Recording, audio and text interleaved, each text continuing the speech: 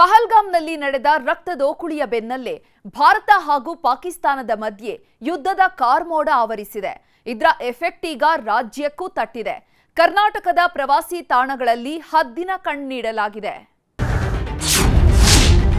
ಗಡಿಯಲ್ಲಿ ಉಗ್ರರ ಅಟ್ಟಹಾಸ, ರಾಜ್ಯದಲ್ಲಿ ಕಟ್ಟೆಚ್ಚರ. ಪಹಲ್ಗಾಮ್ನಲ್ಲಿ ನಡೆದ ನೆತ್ತರೋಕುಳಿಯ ಕಿಚ್ಚು ಇನ್ನೂ ಆರಿಲ್ಲ. 4 ದಿನದ ಹಿಂದೆ ಅಟ್ಟಹಾಸ ಮೆರೆದ ಉಗ್ರರ ಹೆಡೆಮುರಿ ಕಟ್ಟುವವರೆಗೂ ಸೈನಿಕರಿಗೆ ನಿದ್ದೆ ಬರ್ತಿಲ್ಲ. ಹೀಗಾಗಿಯೇ ಯಾವ ಕ್ಷಣದಲ್ಲಿ ಏನಾಗುತ್ತೆ, ಎಲ್ಲಿ ಗುಂಡಿನ ಸದ್ದು ಮೊಳಗುತ್ತೋ ಅನ್ನೋ ಆತಂಕ ಕ್ಷಣ ಕ್ಷಣಕ್ಕೂ ಹೆಚ್ಚಾಗ್ತಿದೆ. ಗಡಿ ನುಗ್ಗಿ ಬಂದ ಉಗ್ರರು ಹಿಂದೂಗಳ ರುಂಡ ಚೆಂಡಾಡಿದ ಬೆನ್ನಲ್ಲೇ ರಾಜ್ಯದಲ್ಲೂ ಕಟ್ಟೆಚ್ಚರ ವಹಿಸಲಾಗಿದೆ. ನೌಕಾನೆಲೆ ಹಾಗೂ ಪ್ರವಾಸಿ ತಾಣಗಳಲ್ಲಿ ಹೈ ಅಲರ್ಟ್ ಘೋಷಿಸಲಾಗಿದೆ.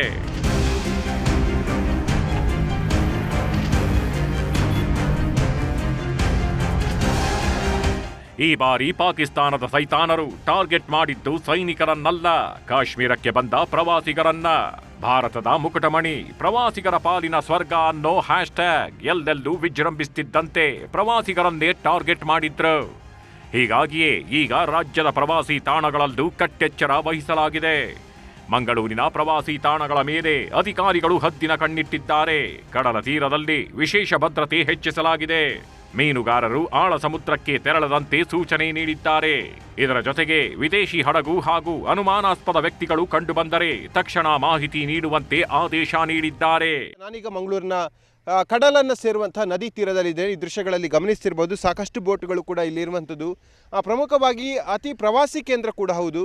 ಆ ಪ್ರವಾಸಿ ಕೇಂದ್ರದ ತಾಣಗಳಲ್ಲಿ ಯಾವುದೇ ರೀತಿಯಾಗಿ ಭದ್ರತೆಗಳನ್ನು ಪೊಲೀಸರು ಮಾಡಿಲ್ಲ. ಯಥಾವತ್ತಾಗಿ ಪೊಲೀಸರು ಪೆಟ್ರೋಲಿಂಗ್ ಮಾಡ್ತಾರೆ ಅಥವಾ ಸಂಜೆಯ ವೇಳೆ ಪೊಲೀಸರು ಬರ್ತಾರೆ. ಆ ರೀತಿಯ ಮಾತ್ರ ವ್ಯವಸ್ಥೆಗಳು ಕೂಡ ಇರುವಂಥದ್ದು. ಉಗ್ರರ ದಾಳಿಯ ಹಿನ್ನೆಲೆಯಲ್ಲಿ, ದಾಳಿಯ ಎಚ್ಚರಿಕೆ ಹಿನ್ನೆಲೆಯಲ್ಲಿ ಯಾವುದೇ ರೀತಿಯಾಗಿ ಹೆಚ್ಚಿನ ಭದ್ರತೆಯನ್ನು ಕೂಡ ಮಾಡಿಲ್ಲ.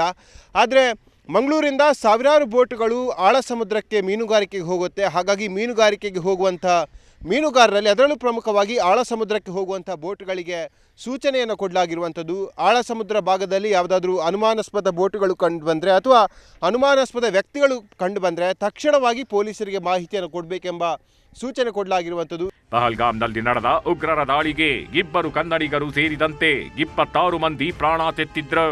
ಹಿಂದೂಗಳ ನೆತ್ತರು ಹರಿಸಿದವರ ಹೆಣ ಉರುಳಿಸದೆ ವಿರಮಿಸಲ್ಲ ಅಂತ ಸೈನಿಕರು ಶಪಥ ಮಾಡಿದ್ದಾರೆ. ಹೀಗಾಗಿಯೇ ಕಾರವಾರದ ಸೂಕ್ಷ್ಮ ಪ್ರದೇಶಗಳಲ್ಲಿ ಹೆಚ್ಚಿನ ಭದ್ರತೆ ನೀಡಲಾಗಿದೆ. ಕಾರವಾರದ ಕದಂಬ ನೌಕಾನೆಲೆ, ಕೈಗಾ ಅಣುವಿದ್ಯುತ್ ಸ್ಥಾವರ ಸೇರಿದಂತೆ ಹಲವು ಸೂಕ್ಷ್ಮ ಪ್ರದೇಶಗಳಲ್ಲಿ ಹದ್ದಿನ ಕಣ್ಣಿಟ್ಟಿದ್ದಾರೆ. ಕೈಗಾ ಪ್ರದೇಶದಲ್ಲಿ ಹೆಚ್ಚಿನ ಸಿಆರ್ಪಿಎಫ್ ಸೈನಿಕರನ್ನ ನಿಯೋಜನೆ ಮಾಡಲಾಗಿದೆ. ಉತ್ತರ ಕನ್ನಡ ಜಿಲ್ಲೆಯ ಸೂಕ್ಷ್ಮ ಪ್ರದೇಶದಲ್ಲಿ ಯಾವ ರೀತಿಯಾಗಿ ಭದ್ರತೆಯನ್ನ ಇಲ್ಲಿ ವಹಿಸಲಾಗಿದೆ, ಅದ್ರ ಜೊತೆಗೆ ಉತ್ತರ ಕನ್ನಡ ಜಿಲ್ಲೆಯ ಕಾರವಾರದ ಕದಂಬ ನೌಕಾನೆಲೆ ಆಗಿರ್ಬೋದು, ಅದೇ ರೀತಿ ಭಟ್ಕಳದಲ್ಲೂ ಸಹಿತ ಯಾವ ರೀತಿಯಾದಂತ ಒಂದು ಭದ್ರತೆಯನ್ನ ವಹಿಸಲಾಗಿದೆ ಎನ್ನುವಂತ ಬಗ್ಗೆ ನಾವು ರಿಯಾಲಿಟಿ ಚೆಕ್ ಮೂಲಕ ನಿಮ್ಗೆ ತಿಳಿಸೋದಾದ್ರೆ, ನಾವೀಗ ಉತ್ತರ ಕನ್ನಡ ಜಿಲ್ಲೆಯ ಭಟ್ಕಳದ ಮುಖ್ಯ ವೃತ್ತ ಸಂಶುದ್ದೀನ್ ಸರ್ಕಲ್ ಬಳಿ ಇಲ್ಲಿ ಇದ್ದೇವೆ. ಈ ವೃತ್ತದಲ್ಲಿ ದಿನದಕ್ಕಿಂತಲೂ ಹೆಚ್ಚಿನ ಪೊಲೀಸರನ್ನ ಇಲ್ಲಿ ಕರ್ತವ್ಯಕ್ಕೆ ನಿಯೋಜನೆ ಮಾಡಿರುವುದನ್ನ ನಾವು ನಿಮ್ಗೆ ಇಲ್ಲ ದೃಶ್ಯಾವಳಿಯ ಮೂಲಕ ನಾವು ನಿಮ್ಗೆ ಇಲ್ಲಿ ತೋರಿಸ್ತಾ ಇದ್ದೇವೆ. ನೀವು ಇಲ್ಲಿ ನೋಡಬಹುದು, SP ಯಮನಾರಾಯಣ್ ರವರನ್ನ ನಾವು ಮಾಹಿತಿಗೆ ಕೇಳಿದಾಗ ದಿನದಕ್ಕಿಂತಲೂ ಹೆಚ್ಚಿನ ಪೊಲೀಸ್ ಬಂದೋಬಸ್ತನ್ನ ನಾವು ಎಲ್ಲಾ ಕಡೆ ಹಾಕಲಾಗಿದೆ ಎನ್ನುವಂತಹ ಒಂದು ಮಾಹಿತಿಯನ್ನ ಈಗ ನ್ಯೂಸ್ 18ಗೆ ಹೇಳಿರುವಂತದ್ದು. ಕರ್ನಾಟಕ ಕರಾವಳಿ ಪ್ರದೇಶಗಳಲ್ಲೂ ಖಾಕಿ ಕಣ್ಗಾವಲು ಹೆಚ್ಚಿಸಲಾಗಿದೆ. ಕಾಶ್ಮೀರದಲ್ಲಿ ಭಯೋತ್ಪಾದಕರು ನಡೆಸಿದ ಅಟ್ಟಹಾಸದಿಂದ ಎಚ್ಚೆತ್ತ ಸರ್ಕಾರ. ಕರಾವಳಿ ಭಾಗದಲ್ಲಿ ಐ ಅಲರ್ಟ್ ಮಾಡಲಾಗಿದೆ. ಕೋಸ್ಟ್ ಗಾರ್ಡ್ ಜೊತೆಗೆ ಜಂಟಿ ಕಾರ್ಯಾಚರಣೆ ಮಾಡಲಾಗ್ತಾಗಿದ್ದು ಕರಾವಳಿ ಕಾವಲು ಪಡೆಯ 13 ಬೋಟ್ಗಳು ಪೆಟ್ರೋಲಿಂಗ್ ಮಾಡ್ತಿವೆ. ನಮ್ಮ ಒಂದು 320 ಕಿಲೋಮೀಟರ್ ಉದ್ದದ ಕರಾವಳಿ ತೀರದಲ್ಲಿ ಅತ್ಯಂತ ಹೆಚ್ಚಿನ ಕಟ್ಟೆಚ್ಚರ ವಹಿಸಲಾಗಿದೆ ಮತ್ತು ನಿರಂತರವಾಗಿ ಪ್ಯಾಟ್ರೋಲಿಂಗ್ ನಮ್ಮ ಬೋಟ್ಗಳ ಮುಖಾಂತರ ಮಾಡ್ತಾ ಇದ್ದೀವಿ. ಅಷ್ಟೇ ಅಲ್ಲದೆ ಬೀಚ್ ಪಾಯಿಂಟ್ಗಳಲ್ಲಿ ಕೂಡ ನಾವು ಪ್ಯಾಟ್ರೋಲಿಂಗ್ನ ಇನ್ನಷ್ಟು ಹೆಚ್ಚಿಗೆ ಪಡಿಸಿದ್ದೀವಿ. ಅಷ್ಟೇ ಅಲ್ಲದೆ ನಮ್ಮ ಇಂಡಿಯನ್ ಕೋಸ್ಟ್ ಗಾರ್ಡ್ ಏನಿದ್ದಾರೆ ಅವರ ಜೊತೆಗೆ ನಿರಂತರವಾಗಿ ಮಾಹಿತಿಯನ್ನು ಹಂಚಿಕೊಳ್ಳುವುದರಿಂದ ಹಿಡಿದು ಜಾಯಿಂಟ್ ಕೋಸ್ಟಲ್ ಪ್ಯಾಟ್ರೋಲಿಂಗ್ ಕೂಡ ಮಾಡ್ತಾ ಇದ್ದೀವಿ. ಒಟ್ನಲ್ಲಿ ಪಹಲ್ಗಾಮ್ನಲ್ಲಿ ಅಟ್ಟಹಾಸ ಮೆರೆದ ಪಾಕಿಗಳು ತಕ್ಕ ಬೆಲೆ ತೆರೋವರೆಗೂ ನೆಮ್ಮದಿಯಿಲ್ಲ. ಆದ್ರೆ ಯಾವ ಬಿಲದಲ್ಲಿ ರಕ್ತಾಸುರರು ಅಡಗಿದ್ದಾರೋ ಗೊತ್ತಿಲ್ಲ, ಇನ್ನೆಲ್ಲಿ ಅಟ್ಯಾಕ್ ಮಾಡ್ತಾರೋ ಅದು ಗೊತ್ತಿಲ್ಲ. ಹೀಗಾಗಿಯೇ ಎಲ್ಲೆಲ್ಲೂ ಹೈ ಅಲರ್ಟ್ ಮಾಡಲಾಗ್ತಿದೆ. Bureau report, news 18.